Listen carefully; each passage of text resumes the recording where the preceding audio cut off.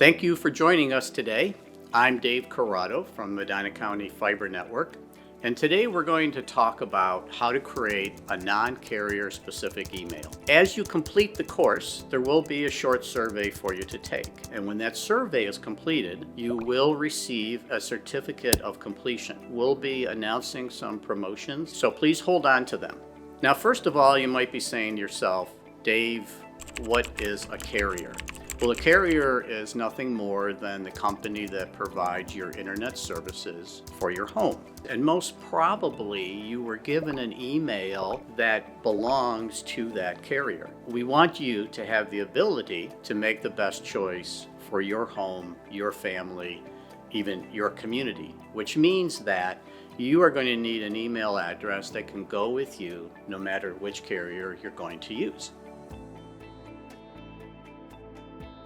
You will be given 30 days of migrating or taking the emails from your old email address and copying them and moving them into this new email address. That's how long the filter lasts. So what you want to do first is go to www.google.com, and you will see in the upper right hand corner a blue box that says sign in. You're going to click on that box. If you look toward the bottom of the screen, you will see create account, and that's what you want to select in order to begin your process. Now, we are working with you to create a personal account. You can also create for work or business. You can also create for a child who is considered under 13 years of age. When you are creating your account, put in the username that you would like. Google will come back and tell you if it's available. I suggest that you put a check mark in next to the show password box in the lower left-hand corner so you can see the password that you were entering.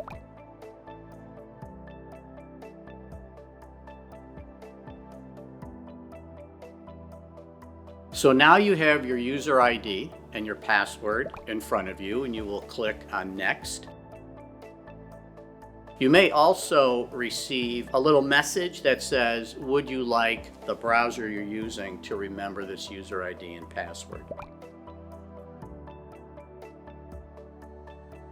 You will enter in your mobile phone number. Then you will put in what's called the recovery email address. It's not the Gmail address that you just created, which means if you forget your user ID and password for your Gmail account, Gmail will send you an email to that account. But if that is linked to a carrier you're going to be leaving, I would suggest someone else in your home also create a Gmail, and each of you use each other's Gmail account as the recovery address.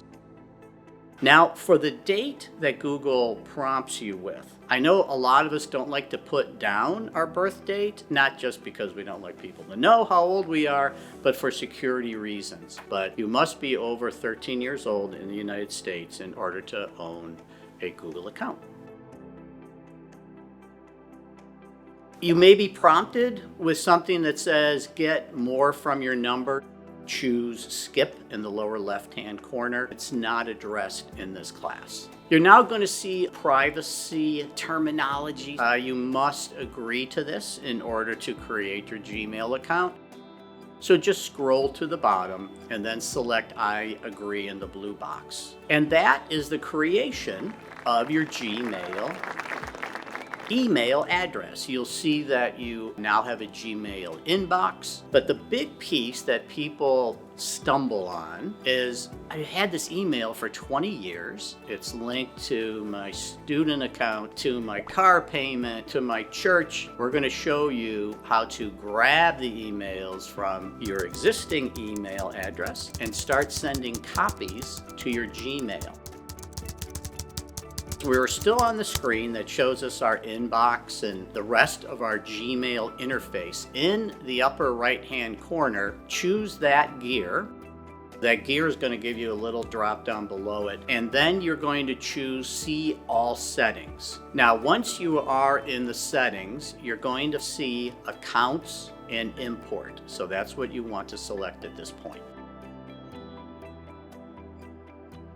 In the accounts and imports, it will say import mail and contacts. It should be about halfway down in your screen. And it says import from Yahoo, Hotmail, AOL, or other webmail or POP3 accounts.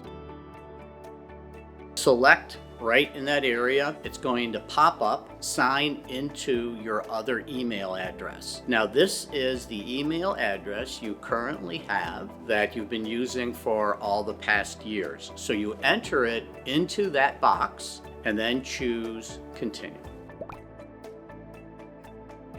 And this basically is going to be Gmail working behind the scenes, finding your email server, grabbing your emails, and it's going to synchronize your two inboxes. Your inboxes are where the mail arrives electronically. Once you hit continue, give it a little time, and it will take a little time for the two mailboxes to talk and start bringing over the mail.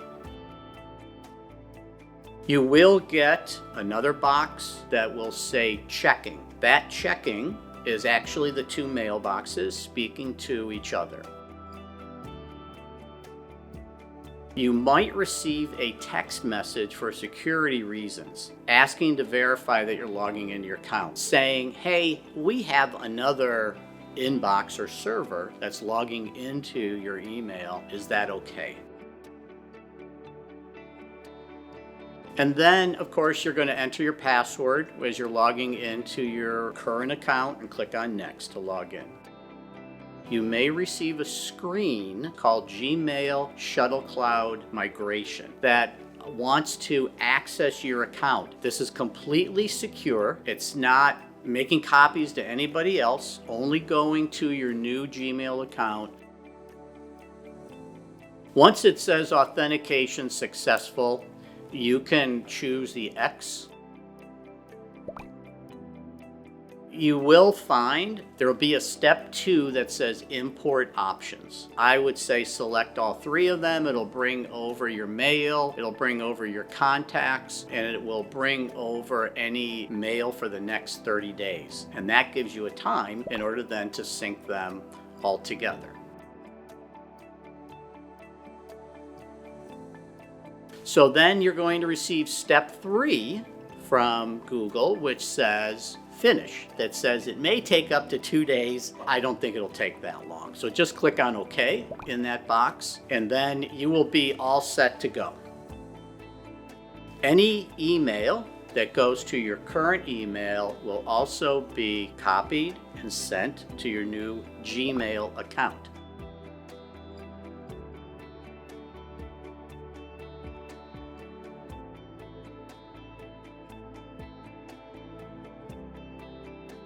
So what I did, I went to my signature and I added one line that says, please send all future emails to the new Gmail account I created during this course. Your signature is what's at the bottom when you create a new email. And you can just leave it there for as long as you want, not just the 30 days. I would suggest for the next year. And in closing, I just want to say there are other courses part of the Dial program, so please watch this space. And again, hold on to those certificates I talked about. Here's to better technology and having a choice that makes your life better.